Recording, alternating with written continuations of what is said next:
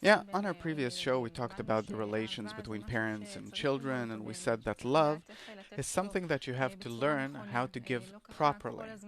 Not to all the time be in giving mode, but also know how to limit it. It's really important to understand that these are the forces of nature operating in us, and it's important for us to study them in order not to get the adverse response to the one we want. And today we'd like to understand also how it works between couples, spouses. We see that many times we're perplexed, we really want love, good relations, but it doesn't always turn out that way. And many times we see that people that actually really love their partner and always give and care and want the best for the other are scorned in return, being taken for granted, that as if their spouse no longer really appreciates what they're doing for them. And I saw there are many stories about this on the internet, and we'd like to hear from you. How can we smarten up as spouses? How can I reach a state where my spouse will appreciate me, won't take me for granted? How to love my spouse correctly so it will be mutual? What can I tell you? In this respect, I myself, I had a hard life because I started studying Kabbalah only at the age of 30 something and on. I was already married with a child,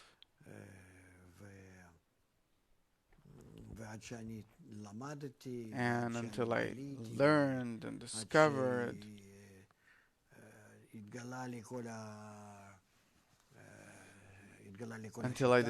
the entire method, of course I couldn't. I didn't have the chance to realize it on myself and my family and to educate my kids accordingly. But now I can say that we are truly in a state where the method is present, ready for use, and there are people acquiring it, using it, and there's work to be done here.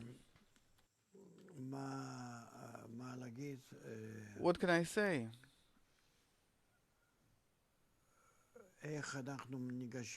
How do we approach this? I don't think that it's possible to do this easily. Of course, I'll be happy to see that one of my students is writing a manual's guide for parents, for couples, for parents and children, or children and parents where the children are no longer small, and the relations between relatives in general, between the families of relatives, between the citizens of a certain country and the country itself, among the whole of humanity in general.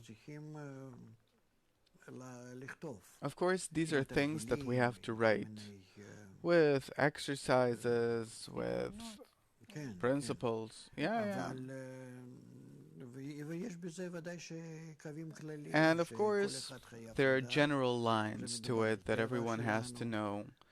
It speaks of our nature, about how our nature works, even though that it seems to us that these are feelings and there's nothing about them. And every psychologist, pardon me for saying this to you, but he thinks that he discovered something new that was never revealed before, and then they can as if come with these facts to the broad public and start confusing them. Everyone's allowed to do it because psychology isn't a science. It doesn't even have a clear statistics, and so on and so forth. So therefore there's a problem here. Until we disclose the Kabbalistic education, at least a bit, we won't be able to teach this to a person. And furthermore, I saw many psychologists and also psychiatrists that they themselves are even worse off than their patients. And with this education that we're talking about, this is impossible. A person really has to be, as it says, you don't have to be a triangle if you're dealing with math, but here you have to be a Kabbalist, somewhat, if you want to improve the relations between people in the right way. And what does it mean to be a Kabbalist?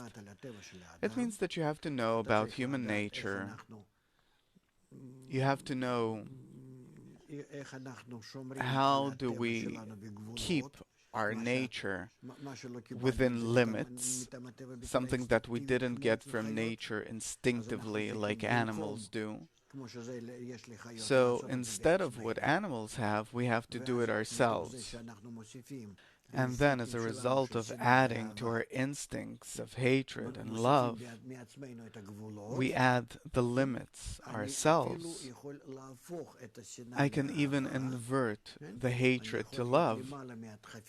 I can be above these natural urges and use them correctly in order to connect to other people.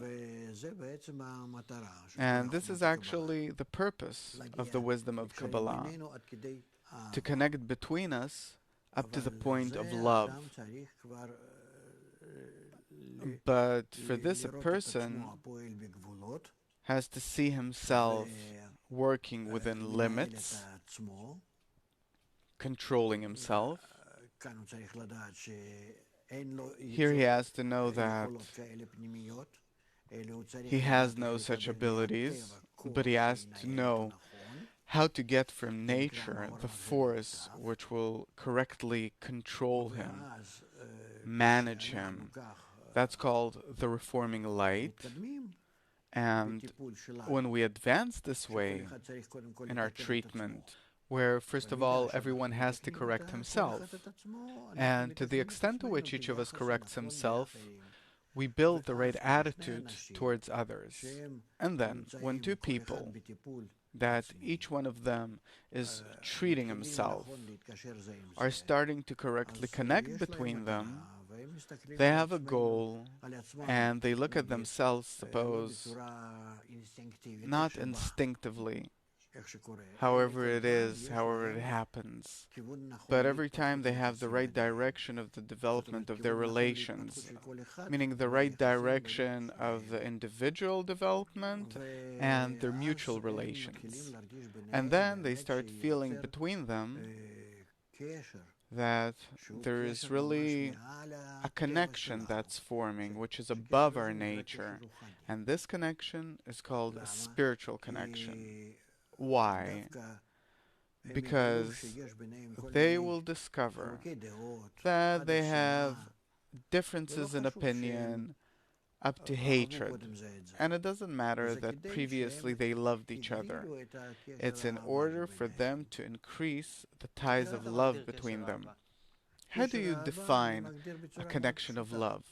I define it very simply. Make your desire as the desire of the other. What do you mean? If our nature is our desire,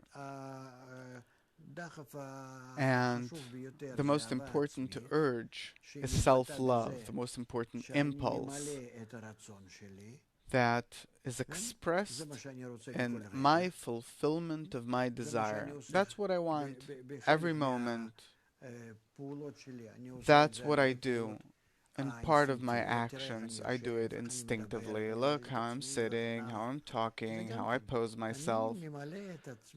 It's also, I fulfill myself as much as possible in the most comfortable, convenient way.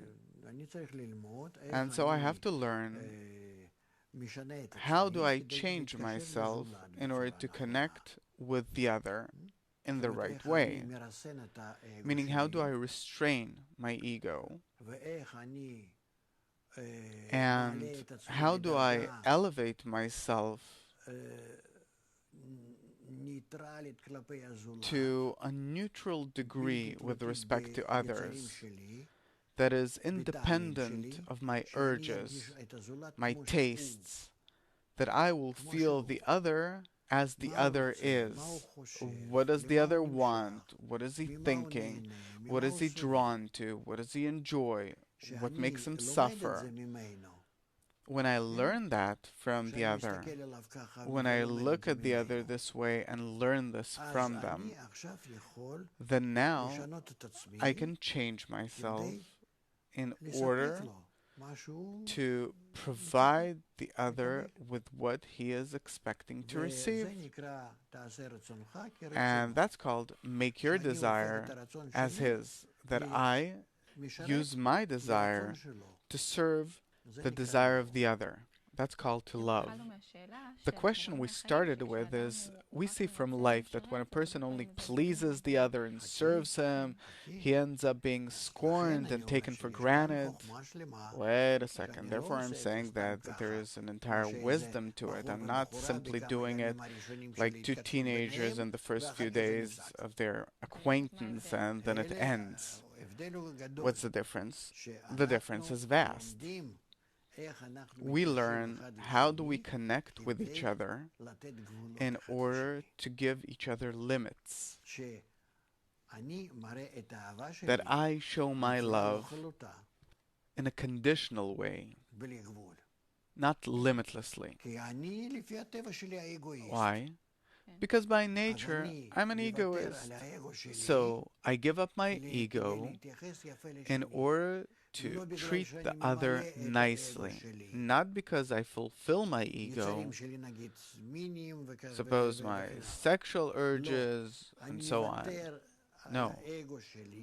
I give up my ego, I concede it, and then as a result of conceding my ego, I relate to my spouse, suppose.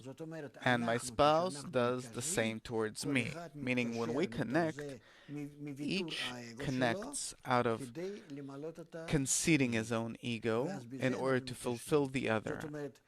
And then this is how we connect, meaning by conceding the ego, which are the crimes, love covers, meaning that we connect. Meaning that our love is revealed in the vessel of our ego, but that we have corrected our ego under a restriction and in a good attitude towards the other, and only. So what's the difference between that and unconditional love? In unconditional love, utter love, I relate to the other in an animalistic way, and here I build the love through an inner effort.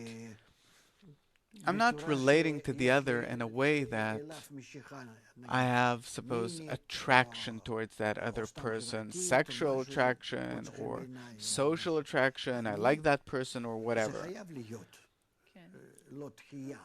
This has to be, meaning there can't be rejection between a man and a woman.